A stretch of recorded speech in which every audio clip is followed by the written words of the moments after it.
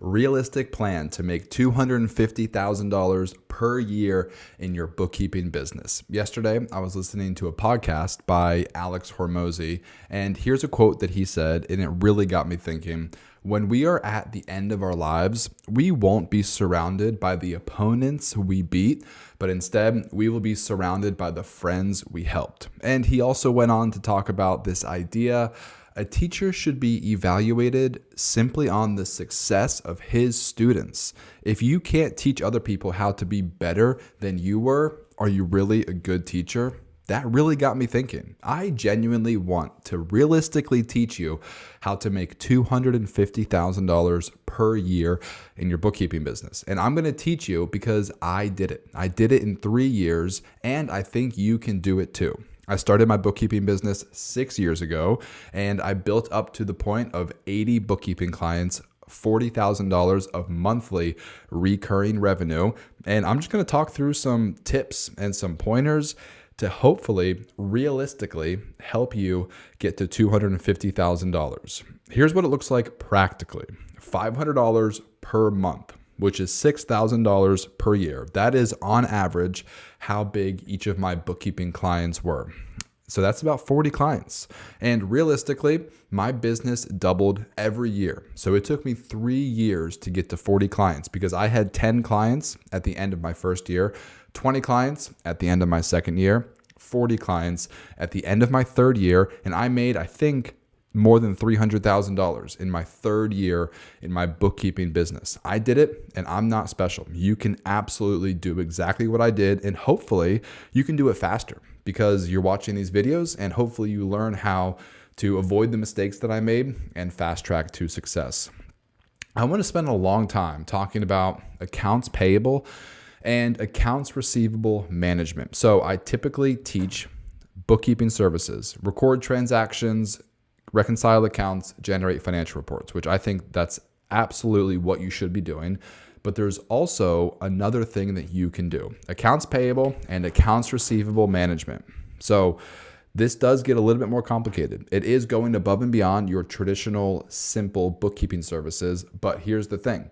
This will enable you to do two things, accomplish two things at once. One, you're going to make more money. And two, you're going to be able to service bigger clients because somebody who needs help sending out invoices or paying bills probably has a bigger business. I was able to onboard 7 or 8 of these high ticket clients, and they were all paying me more than $1,000. One paid me $2,600, and I actually still have that bookkeeping client today. I pay their bills every Thursday. It's about 30 to 40 bills that I pay every Thursday. And then I had another client paying me $2,000 per month, another client $1,500 per month, a smaller one $900 per month, and then several other bookkeeping clients paying me more than $1,000 per month. You stack 4, 5, 6 of those clients, all of a sudden you're replacing your old job. All of a sudden you're replacing your full-time salary just with 5 or 6 bookkeeping clients at $1,500 per month. What does it look like practically? What does it look like realistically? Accounts payable. Let's start with accounts payable. So you are literally paying bills for your customers. So here's what it looks like. My customers will send me bills that need to be paid. You can do it multiple different ways. They might email them to you, or maybe you have a whole separate email address just for that company, and they just send you all of the invoices throughout the week that need to be paid. You log in once a week, download all the invoices, put them into QuickBooks, and pay them. Or maybe there's a Google Drive. This is my preferred method. Have a Google Drive or Dropbox or some sort of shared folder, and you need 2 folders: invoices waiting to be approved, invoices approved for payment. Invoices waiting to be approved, I don't look at it. I don't care about it. I don't check it because oftentimes there are invoices in there that are not ready, or maybe the work is not complete, or maybe the invoices need to be renegotiated because they're too high, or maybe many different reasons. So invoices waiting to be approved, I'm not concerned with that. I do not look at that folder. I only concern myself with invoices approved for payment. Here's the trigger. Every Thursday at 11 a.m., my client emails me, hey, Zach, invoices are ready to go. Invoices are approved for payment. I receive that email every Thursday, 11 a.m. I go to Google Drive, and I open up that folder. And there I have 30 PDF invoices. I download all 30 PDF invoices, open up QuickBooks. I start entering the bills into QuickBooks one at a time. I take the information from the PDF, I enter it into QuickBooks. Now I've got 30 bills in QuickBooks that need to be paid. And so then I go to their bank account. So I have access to their bank account. I have my own username, my own password. I have my services set up, my account management set up in such a way that I can approve payments to be paid. So I will log into their bank account. I will enter in all of the bills, and then I will draft the payment. And then here, 30 bills get entered into their online cash management, treasury management, bill pay account, entered into the bills, and then I draft them for payment, and then somebody on their team reviews and approves the bills to be paid directly through the bank. Now, this takes a few steps to get to this point. Every time there's a new vendor, a new contractor, we need to request their banking information. So that's up to the client. If they onboard a new subcontractor, they get their banking information, their account number, name of their business, and their routing number, and probably their W-9 all at the same time. They send it over to me. I enter it into QuickBooks. I enter their account number and routing number into their bank system so that I can pay the bills on a weekly basis. And then once the bills are paid, go back into QuickBooks, mark the bills as paid, and then go back to QuickBooks the following day and match the bank transaction to the manual bill payment in QuickBooks. So 30 bills per week, probably 120 bills per month, comes out to be about $600 per month that I'm charging. So I'm charging about $5 per month on average per bill, per accounts payable that needs to be paid. So if you're quoting somebody, look back the past 3 months, see how many bills or invoices they had to be paid, average it out per month, multiply it by $5, maybe $6, maybe $8. Use your best judgment, but you're probably looking at least $100. If they only have a couple bills to be paid, I'm charging at least $100. And if they have 30, 40, 50 bills, you're looking at $200, $300, $400, $500 per month that you can add on in addition to already your $1,000 per month bookkeeping fee. So that's accounts payable. Now, accounts receivable, very similar process, but I actually charge $10 per accounts receivable per month. Now, same concept. Client emails me, hey, Zach, please send out an invoice to XYZ client.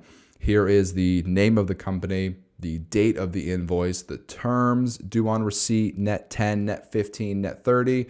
Here's a description for the service. Here's the amount. Go ahead. Here's the email address for the client. You can go ahead and send the invoice directly through QuickBooks. And so I charge $10 on average per invoice that needs to be sent out. So typically $100, $200, $300 extra.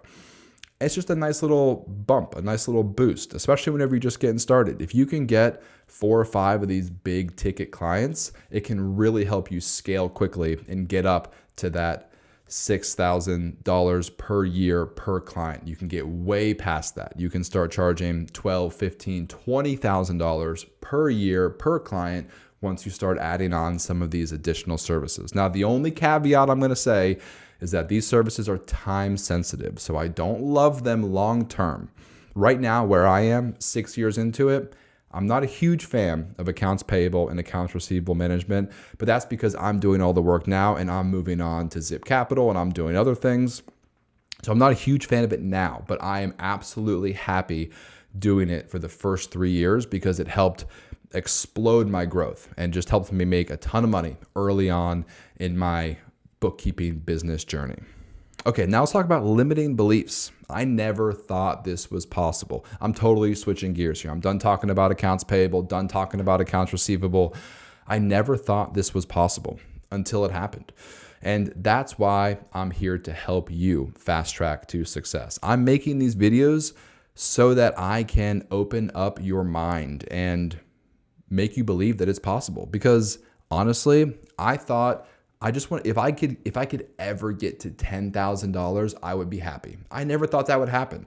Whenever I was starting my bookkeeping business, I thought, maybe I'll make $80,000 a year. And you know what? I'll be an entrepreneur. I'll be working for myself, working from home, making my own schedule. I'll like the work that I'm doing. I'll be happy. $80,000, $90,000 a year. The second year of my business, I made, I don't even know, more than $100,000 in the second year of my business. And so destroy those limiting beliefs. Believe that it's possible, because it absolutely is. I'm not some Wall Street genius. I'm not some tech guru in Silicon Valley. I didn't start some incredible business. I'm just a regular person, just like you, just like everybody else watching this video. So destroy those limiting beliefs. It is possible. You can absolutely make $250,000 a year just in your bookkeeping business, but it's going to require focus. You're about to make $125 per hour. That's what it is. $250,000 per year ends up being $125 per hour. Anything that gets in your way needs to be eliminated. If it is prohibiting you from legitimately making $125 in the next hour, it's a waste of time. So here's a few examples. Unnecessary coffee meetups. I love networking. Business is all about relationships, but you got to be smart. You got to be strategic. You can't just go grab coffee every single day with every salesperson, insurance agent, real estate agent, every financial advisor, every new up and coming business owner. You don't have time. You got to be strategic with your in-person networking events. Your old job, you got to decide, when am I going to quit that old job so I can focus on making $250,000 per year in my bookkeeping business? If you're making less than $125 per hour in your old job, it's taking away from your ability to grow your bookkeeping business. Scrolling social media. Now, I talk a lot about organic social media marketing. It can be a very slippery slope whenever you're creating content or engaging with your followers. Are you really just doom scrolling on social media? You got to cut that out. You're sitting in your home office. You might be in your kitchen, in your basement, in your bedroom, in your living room, sitting on your couch, trying to run your bookkeeping business. Nobody's holding you accountable. There's no boss, there's no manager, there's no coworkers, there's no daily meeting, there's no coworkers and associates walking around you, walking past your cubicle, holding you accountable. If you are starting your own business, if you are an entrepreneur, you have to hold yourself accountable. You have to have the discipline to stay focused every day, 9 a.m. to 5 p.m., maybe even earlier, maybe even later, maybe even on the weekends. Don't get caught wasting time watching TV, playing video games, scrolling on social media, or starting another business. Hello, I did this. I made this mistake. 1 year into starting my bookkeeping business, I thought it would be a good idea to start a trucking company. Spoiler alert, it was not a good idea to start a second company whenever I was only 1 year into my first company. Don't fall for it. You gotta stay focused. Don't do anything else. Just work on your bookkeeping business. Save up money so that you can quit your old job. Avoid distractions during the day. Be strategic with your time. Guard your precious time like it is the most valuable thing, because it is. You can always buy everything else, but you cannot buy more time. Everybody only has the same 24 hours in the day. And then also, don't do too much in your current bookkeeping business. So definitely don't start another business, but also don't do too much in your current business. I like to keep things simple. Start by categorizing transactions and reconciling accounts and generating financial reports in QuickBooks Online. And then maybe you can start doing accounts payable and accounts receivable management. But everything that I do is in QuickBooks Online. I'm not doing too much with other software. Appfolio, Buildium, JobTread, QuickBooks Desktop, Xero, Sage, all great software, but not my specialty. I only do QuickBooks Online. Payroll, sales tax, tax consulting, tax strategy, controller, CFO, fractional CFO, budgeting, forecasting, all great, all very important, but that's not me. That's not what I do. So it doesn't matter what you do. It just matters that you focus on something. There are literally entire companies that just do payroll. ADP, a very large company in the United States. ADP, what do? only do payroll. So you can absolutely get big just doing bookkeeping. Don't think that you need to offer more services to make more money. I would actually argue it's the opposite. You need to offer fewer services so that you can become an expert, so that you can be more efficient and do more in less time and make more money. The busier and bigger that I got, the less that I was doing. That way, I became more streamlined and I became more focused. The bigger I got, the less I was willing to do those miscellaneous tasks that I was talking about. Sales tax, payroll filing, all those miscellaneous tasks are just going to take away from your ability to be super efficient at bookkeeping. You're going to try to manage 40 bookkeeping clients. That's 8 clients every single day. That's at least 30 minutes every day. That's per client. So that's at least 4 hours every day of just routine bookkeeping. So you're going to be very busy doing the routine bookkeeping for 40 clients and keeping up with all the sales and marketing and administrative tasks that go into running a business. So the bigger and busier that I got, the less that I was doing. It's kind of a difficult concept, I think, for new entrepreneurs to wrap their head around. But seriously, as I grew, I started doing less different tasks. And I only focused on bookkeeping. I only focused on QuickBooks. You need to move quickly. You need to fail quickly, rebound quickly, and move forward quickly. You can't spend 2 days making every decision. If you can make that same decision in 2 hours versus 2 days, what would that look like compounded on itself over 1 year? Think about it. If you can make one decision every 2 hours, you are literally going to make 10 decisions in 2 days versus somebody else who's only making one decision in 2 days. Imagine if you could make 10 times more decisions, faster decisions than somebody else. How much further could you move? How much more could you accomplish? You have to be willing to make mistakes. You have to be willing to fail quickly. But then importantly, you got to move forward. You got to rebound quickly. You're going to make mistakes. That's part of the learning process. And also keep in mind, in the beginning, it's mostly simple stuff. In the beginning, you don't have too many clients. In the beginning, nobody knows who you are. In the beginning, nobody's seeing your social media marketing content anyway. So if you mess up with a client, if you mess up on social media, if you mess up some little simple task in the beginning, who cares? It's not that big of a deal. It is important, but in the grand scheme of things, it's going to be okay. Here is my golden rule. You're going to make mistakes. As a matter of fact, I want to make mistakes. It's the best way to learn. I want to try new things. I want to fail. I want to rebound quickly, make mistakes, and learn from my mistakes. That is the golden rule. That's what I want to leave you with here today. Move quickly. Be decisive. Make decisions quickly. Make mistakes, but then learn from your mistakes and never make the same mistake twice. Always try to do the right thing. Always have integrity. Be ethical. Be honest. Be transparent, of course.